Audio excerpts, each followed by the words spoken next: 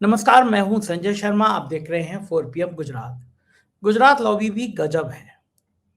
राहुल गांधी के पीछे ऐसा हाथ धो के पड़ी रहती है। राहुल गांधी ने क्या किया, कब किया, कैसे टिकट गए, विदेश गए, कैसे ने टिकट खरीदा। हमारे मोदी जी हजारों करोड़ रुपए बांट दें, गोदी मीडिया को बांट दें, चैनलों को बांट दें, कोई नहीं पूछेगा। लेकिन राहुल गांधी का टिकट किसने खरीदा, ये सबको चिंता है। अभय दुबे जी ने से मैंने इन तमाम मुद्दों पर विस्तार से बातचीत की है, रोचक बातचीत है। लेके चलता हूँ सीधा अभय दुबे जी के पास। चैनल को सब्सक्राइब और ज्वाइन कीजिएगा, मुझे अच्छा लगेगा। चलते हैं अभय जी के पास। 4PM न्यूज नेटवर्क में बहुत बहुत स्वागत है अभय दुबे जी आपका। पूरे देश को विदेश ना जाने की सलाह देने वाले हमारे प्यारे प्यारे विश्व गुरु जी जब विदेश यात्रा पर निकल गए और सोशल मीडिया पे मजाक उड़ने लगा, तो पलटकर अब भारतीय जनता पार्टी ने राहुल गांधी की विदेश यात्रा पर सवाल उठाने शुरू कर दिए। उनके बैंक खाते, उनकी आमदनी कितनी है और विदेश में कहाँ खर्चा हो गया, इस पर बाकायदा प्रेस कॉन्फ्रेंस कर डाली। और बदले में कांग्रेस की फायर ब्रांड नेता है सुप्रिया शीने, तो उन्होंने भी लंबा चौड़ा लिख डाला कि 850 करोड़ रुपए मोदी जी ने फूंक दिए विदेश में जाके। ही की ये शब्द बड़ा करके उन पे कमेंट पहले भी किए गए सोशल मीडिया पे कि ये करते हैं मोदी जी। तो विदेशों पे जाने पर, विदेशों पे घूमने पर भारतीय जनता पार्टी और कांग्रेस के बीच महासंग्राम छिड़ गया है। क्या लगता है, जब राहुल गांधी विदेश आते हैं तब उनकी जासूसी होती है? कांग्रेस पहले भी आरोप लगा चुकी है। एक किसी लड़की के संग वो कुछ खाना खा रहे थे, वो वीडियो बहुत वायरल हुआ, उस पे तरह तरह के कमेंट किए गए। मतलब राहुल गांधी की कोई निजी जिंदगी नहीं है, वो विदेश नहीं जा सकते, वो किसी से बात नहीं कर सकते। सुप्रिया श्री ने कहा है कि वो पूरी दुनिया में यूनिवर्सिटी उनको सुनने के लिए बुलाती है, लेक्चर देने के लिए बुलाती है। मोदी जी ने को नहीं बुलाता कोई, तो हम क्या करें? ये पूरी लड़ाई क्यों हो रही है? निजी तौर पर इतनी लड़ाई के पीछे कारण क्या लगता है आपको? मेरी समझ में आ रहा है कि भारतीय जनता पार्टी को इस प्रकार का राहुल विरोधी नैरेटिव इसलिए चलाना पड़ रहा है क्योंकि वो चाहती है कि जो उसके किए धरे के कारण अर्थव्यवस्था को जो नुकसान हुआ है और बुरी हालत में पूरा देश पहुंच गया है, यहां से बहस किसी तरीके से हट सके, इस मुद्दे से किसी तरीके से बहस हट सके। ये पूरी कोशिश भारतीय जनता पार्टी की है, इसलिए वो इस तरह की बातें करी। इससे पहले इसने एक और काम किया था कि भाई सोना लोग कम खरीदें, तो उसके लिए एक हिंदू 67 की खबर, एक फर्जी खबर चलाई गई कि 1967 में इंदिरा गांधी ने एक वक्तव्य दिया था, अपील की थी इस तरह की। बाद में हिंदू ने खुद ही मना कर दिया कि ये गलत है, ये फेक न्यूज है। तो ये सब भी वो लोग लगातार कर रहे हैं। उनकी पूरी कोशिश ये है कि इस वक्त एक ऐसा स्पिन दिया जाए मीडिया में जिससे इन मुद्दों के ऊपर से लोगों की निगाह हटे। प्रधानमंत्री ने वो जो अपील की, एक बार नहीं, मेरे ख्याल से एक से ज्यादा बार जो अपील की कि लोग सोना कम खरीदें, लोग विदेश यात्राओं पर कम जाएं, किसान आदि खाद का इस्तेमाल करें वगैरह वगैरह, ताकि किसी भी तरीके से सरकार का जो लगातार विदेशी मुद्रा भंडार कम हो रहा है, घट रहा है, उसकी रफ्तार में कमी आए, किसी तरह से कोई डॉलर की बचत हो। ये जो कोशिश प्रधानमंत्री ने की अपनी तरफ से, और उसके पीछे अपनी विफलता छुपाना भी था कि वो इतने 11 साल से सत्ता में है और उनके नेतृत्व में भारत की अर्थव्यवस्था इस मुकाम पर आ गई है कि उसके विदेशी मुद्रा भंडार का क्षय हो रहा है और इनके पास तेल खरीदने के लिए पैसे की कमी है। इनके पास, अगर भारत की महिलाएं सोना खरीदना चाहती हैं तो उसके लिए इनके पास पैसे की कमी है। रात के 12 बजे इन्होंने सोने पे लड़ने वाले आयात शुल्क को दूना किया। इससे एक दिन के अंदर सोना जो है वो 10-11 हजार रुपए उछल गया, चांदी 20,000 रुपए उछल गई। ये इस तरह करके पूरा आर्थिक मसला जो है इनके हाथ से निकल गया है। इस चीज से कैसे लोगों का ध्यान भटकाया जाए, ये इनका एक मुख्य लक्ष्य है, इसलिए ये सब कर रहे हैं। कांग्रेस ने भी पलट कर अटैक कर दिया है। अच्छा, अब आप सोचिए जरा, राहुल गांधी विदेश जाते हैं, कांग्रेस खुद ही कह रही है कि भाई इतने बार विदेश जा चुके हैं पिछले 10-11 साल के अंदर। तो प्रश्न ये है कि उनके विदेश जाने में क्या खर्चा होता है, कौन खर्चा होता है, कौन से हवाई जहाज में जाते हैं, कहाँ ठहरते हैं, कौन सा बिल है, क्या है, ये सब तो सरकार को पता है। संबित पात्रा अपनी प्रेस कॉन्फ्रेंस में ये कह रहे हैं कि इनकम टैक्स में ये बात क्यों नहीं आती। तो भाई आप प्रेस कॉन्फ्रेंस क्यों कर रहे हैं भाई? इनकम टैक्स का छापा पड़वाइए ना राहुल गांधी के ऊपर। आप प्रेस कॉन्फ्रेंस क्यों कर रहे हैं? अगर राहुल गांधी ने FCRA foreign currency regulation act का उल्लंघन करके विदेशी मुद्रा खर्च की है विदेशी दौरों के अंदर, वो कह रहे हैं ना संबित पात्रा को, अकेले नहीं जाते, उनके साथ 3-4 और लोग जाते हैं। अगर राहुल गांधी ने एफसीआरए का उल्लंघन करके विदेश यात्रा की है, कुछ ऐसी विदेशी मुद्रा खर्च की है जो उन्हें खर्च करने का अधिकार नहीं था, जो नियमों के विपरीत है, तो ये तो बिल्कुल पक्का बना बनाया केस है राहुल गांधी के खिलाफ। आप फौरन कहिए ना ईडी को ये क्या क्या हो रहा है, एनफोर्समेंट डायरेक्टरेट को कहिए क्या हो रहा है। राहुल गांधी के ऊपर इनकम टैक्स का छापा पड़वाइए, ईडी आए वो जांच करे, राहुल गांधी के पूरे खाते खुलवाइए, सब कुछ करिए और लोगों के सामने एक ब्यौरा रख दीजिए कि राहुल गांधी ने विदेशों में जाकर ये गुलछर्रे उड़ाए, विदेशी मुद्रा बर्बाद की उन्होंने। इस तरह का कुछ कहिए ना, ये तो कह नहीं रहे। प्रधानमंत्री की विदेश यात्रा के ऊपर विवाद ना पैदा हो, प्रधानमंत्री की आलोचना ना हो, प्रधानमंत्री को लोग आड़े हाथों ना लें, इससे बचने के लिए वो ये राहुल गांधी की विदेश यात्राओं का नैरेटिव छेड़ दिया उन्होंने। मैं तो ये मानता हूं कि कांग्रेस के मीडिया सेल को और कांग्रेस के रणनीतिकारों को प्रधानमंत्री की तमाम विदेश यात्राओं का पूरा बही खाता खोल देना चाहिए, 2014 से लेकर अभी तक। एक एक देश में जो प्रधानमंत्री गए, इन्होंने वहां क्या किया, पहले तो ये कॉलम होना चाहिए उसके अंदर कि इतना इन्होंने रुपया खर्च किया। फिर दूसरा कॉलम ये होना चाहिए कि वहां जाके उन्होंने किया क्या। फिर तीसरा कॉलम होना चाहिए कि इन्होंने जो वहां पे किया उसको देश को क्या क्या फायदा हुआ, और अगर फायदा नहीं हुआ तो क्यों फायदा नहीं हुआ।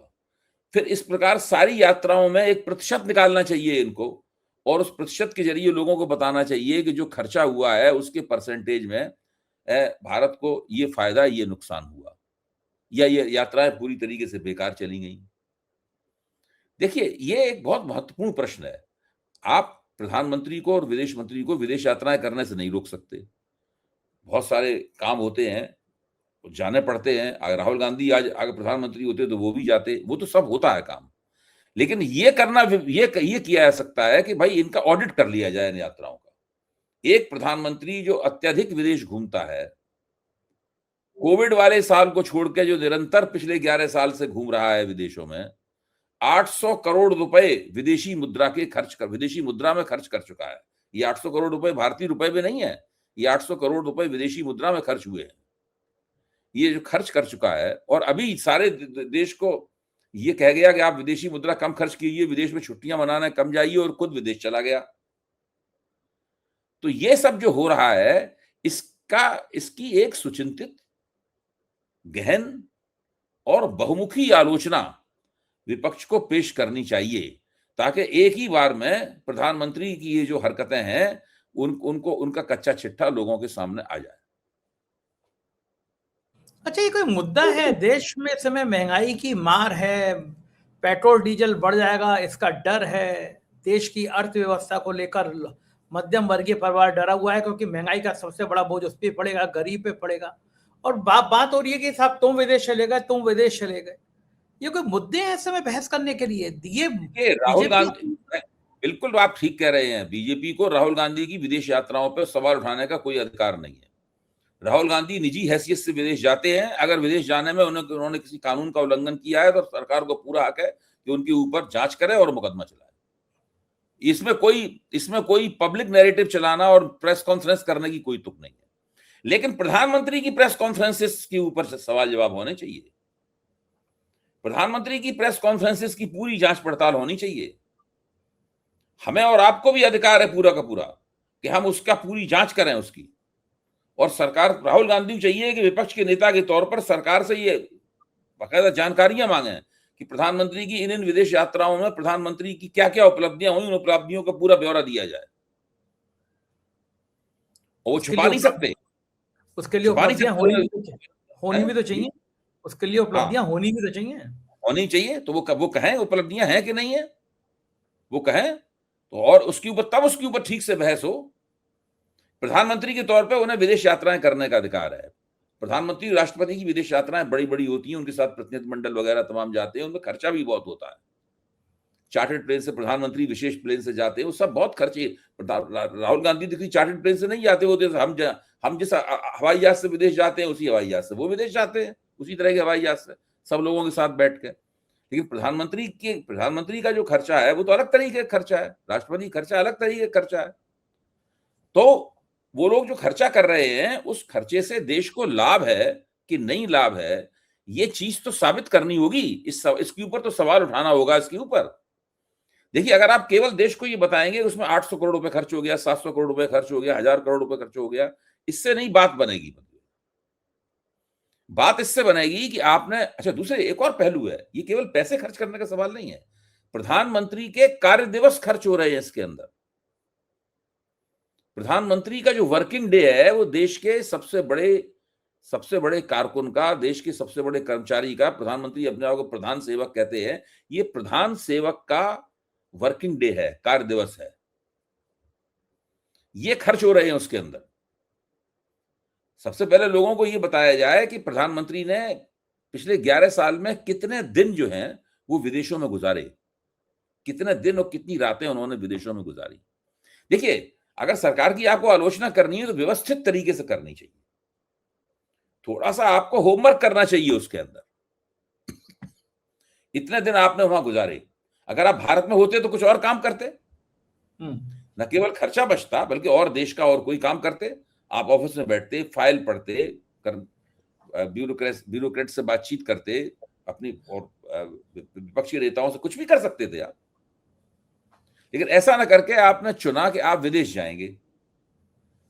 पिछले 11 साल में कितनी विदेश यात्राएं इन्होंने की हैं, ये बता देना आसान है, लेकिन ये सब बातें ही बतानी चाहिए कि इतने दिन इन्होंने गुजारे, आप इतनी रातें आपने गुजारी, इतना आपने धन खर्च किया, आपने इतनी संधियां की, ये बातें की, और बाद में ये भी एनालिसिस कर बताना चाहिए कि ये संधियां रही कि नहीं रही, जो वायदे वहां से लेके आए वो वायदे परवान चढ़े कि नहीं चढ़े, हमारी अर्थव्यवस्था को क्या फायदा हुआ, हमारी विदेश नीति को क्या फायदा हुआ, इन जहां विदेश यात्रा करने गए थे, क्या वो लोग भारत के आज मित्र हैं कि नहीं है,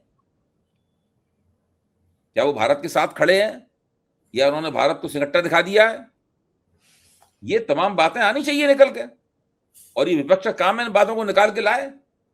ये एक जमाने में मीडिया का भी काम होता था, मीडिया आजकल सरकार के गोदी में बैठा हुआ है, वो नहीं कर रहा है, तो अब विपक्ष को करना पड़ेगा काम। ये विपक्ष कर पा रहा है, उतनी भूमिका में निभा कर पा रहा है, आपको लगता है, या थोड़ा ढीला है? अभी विपक्ष भी ढीला है थोड़ा सा? बिल्कुल ढीला है, विपक्ष ढीला है, मैं मानता हूं। देखिए, भाजपा का आईटी सेल झूठ सच बहुत करता है, ये बात सही है। नेहरू परिवार के खिलाफ बहुत सी झूठी बातें उड़ाता रहता है, जवाहरलाल नेहरू के खिलाफ उड़ाता रहता है। इसका नुकसान भी हुआ है भाजपा को। भाजपा ने जितना इन लोगों को, नेहरू, इंदिरा गांधी और राहुल गांधी को इतना बदनाम करने की कोशिश की, उतनी इन लोगों की छवि निखरी है। इतना भाजपा का भी योगदान है इनकी छवि निखरने में। नेहरू को लगातार याद दिलाते रहते हैं ये, तो लोग नेहरू के बारे में जानना चाहते हैं, नई पीढ़ी भी जानना चाहती है भाई कौन व्यक्ति है, इसको सरकार खलनायक बनाना चाहती है।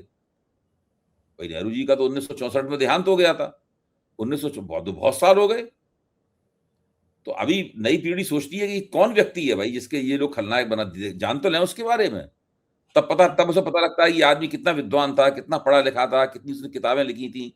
इसकी किताब के ऊपर इतना बड़ा श्याम बेनेगल ने सीरियल बनाया, भारत एक खोज।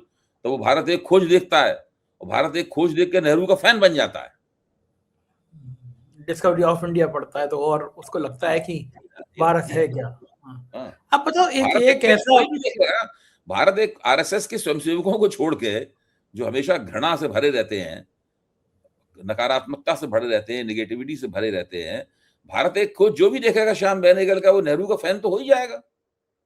अच्छा, क्या जरूरत थी नेहरू को इतने साल जेल में रहने की? इतना बड़ा आदमी, इतना पैसे वाला आदमी, अगर इतने साल जेल में रहकर वो भारत की आज़ादी की कल्पना कर रहा है, भारत की आज़ादी की बातें कर रहे हैं, ये समझ में नहीं आता इन्होंने कि कितना त्याग किया नेहरू ने इस देश के लिए। भाई देखो, नेहरू की छवि का खंडन जब तक वो नहीं करेंगे तब तक वो अपनी छवि स्थापित कैसे करेंगे? भाई हम प्रोफेसर रजनी कोठारी थे, जो देश के सबसे बड़े पॉलिटिकल साइंटिस्ट थे, हमारे गुरुओं में से एक थे। तो मैंने उनसे एक सवाल पूछा, मैंने उनका एक बहुत बड़ा इंटरव्यू लिया है 50 पेज का, कभी मैं आपको भेजूंगा, आप पढ़िएगा उसको। मैंने उनसे पूछा कि प्रोफेसर कोठारी, आपकी निगाह में देश का सबसे अच्छा प्रधानमंत्री कौन हुआ? तो उन्होंने छूटते ही जवाब दिया, बिना बेशक जवाहरलाल नेहरू। फिर उन्होंने बताया इंदिरा गांधी भी अच्छी प्रधानमंत्री थी, अगर वो अपने बच्चों को अपने बेटों को प्रोत्साहन देने के चक्कर में न फंसती और वो संजय गांधी और राजीव गांधी को ही अपना बेटा मानती, न मान के उन्हें देश के सभी बेटों को अपना बेटा मानना चाहिए था। अगर ऐसा करती तो वो शायद जवाहरलाल नेहरू से भी बड़ी प्रधानमंत्री साबित होती। फिर मैंने उनसे सवाल पूछा कि सबसे घटिया प्रधानमंत्री कौन है देश का? तो उन्होंने साफ कहा कि इंद्र कुमार गुजराल। हालांकि वो मेरे दोस्त हैं, लेकिन हमने क्यों घटिया प्रधानमंत्री, कि उन्होंने कुछ नहीं किया। प्रधानमंत्री पद पे वो रहे, उन्होंने कुछ किया नहीं, उन्होंने उसको सदुपयोग नहीं किया। तो अगर अब तो प्रोफेसर कोठारी हम लोगों के बीच में नहीं है, लेकिन मैं बता रहा हूं कि ये जब तक आप जवाहरलाल नेहरू की छवि को, अब हमारे दिमाग में आदर्श कौन है? जवाहरलाल नेहरू। विपक्ष का नेता कैसा होना चाहिए? राम मनोहर लोहिया ऐसा होना चाहिए। कोई नहीं कहता दीनदयाल उपाध्याय ऐसा होना चाहिए, सब लोग कहते हैं कि राम मनोहर लोहिया ऐसा होना चाहिए विपक्ष का नेता।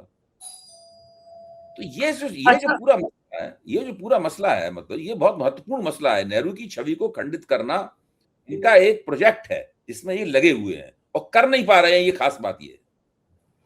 अच्छा, अगर आज कोठारी जी जिंदा होते और आप उनसे पूछते कि सबसे खराब प्रधानमंत्री कौन है, तो शायद नाम बदल जाता गुजराल का। नाम ये लूंगा तो नहीं मैं, देखिए, फिल्म नाम इंडस्ट्री लूंगा में नहीं, वरना फिर चैनल नाम लूंगा नहीं, वरना फिर चैनल बंद हो मैं जाएगा। बता रहा हूँ आपको, फिल्म इंडस्ट्री में बहुत से लोग जो हैं, बहुत से एक्टर जो हैं, वो बीजेपी समर्थक हैं, हम लोग जानते हैं उनको। तो जब उन्हीं में से एक एक्टर, में नाम नहीं लूंगा, जब उनसे एक कार्यक्रम में पूछा गया, अलग राजनीतिक कार्यक्रम नहीं था, पूछा गया कि भाई सबसे अच्छा प्रधानमंत्री आप किसको मानते हैं, तो उन्होंने सोच के यही जवाब दिया कि नेहरू को मानते हैं। तो उन्होंने कहा नंबर 2 पे कौन है, तो फिर सोच के जवाब दिया कि नंबर 2 पे तो इंदिरा गांधी है। अच्छा, और फिर बाद में सबसे आखिर में उन्होंने नरेंद्र मोदी का नाम लिया।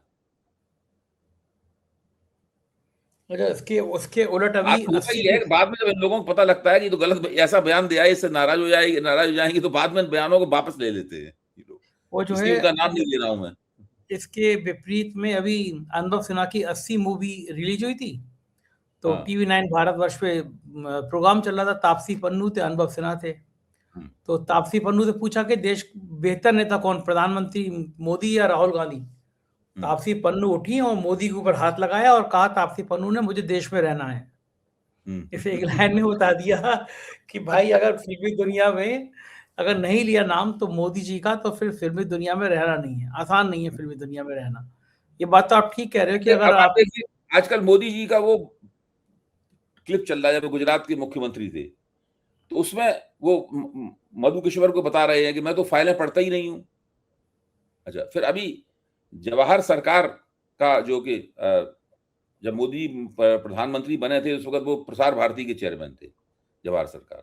तो उनका अभी वक्तव्य आया कि ये व्यक्ति नहीं पढ़ता है फाइलें वाइलें, इसका जो सबसे चहेता अफसर होता है, वो फाइल पढ़ के उसको बता देता, गुजराती हिंदी बताता है इस फाइल में ये, उसके आधार पर ही दस्तखत करता है ये आदमी। इस तरीके से देश का प्रशासन चलाते हैं। इसीलिए सारा ध्यान इनका गवर्नेंस देने पर नहीं होता, इनका सारा ध्यान यही होता है, अतिक्रम करते रहते हैं, इसको गिराओ, उसको उठाओ, उसको ये करो, उसको वो करो, यही सब करते रहते हैं लगातार।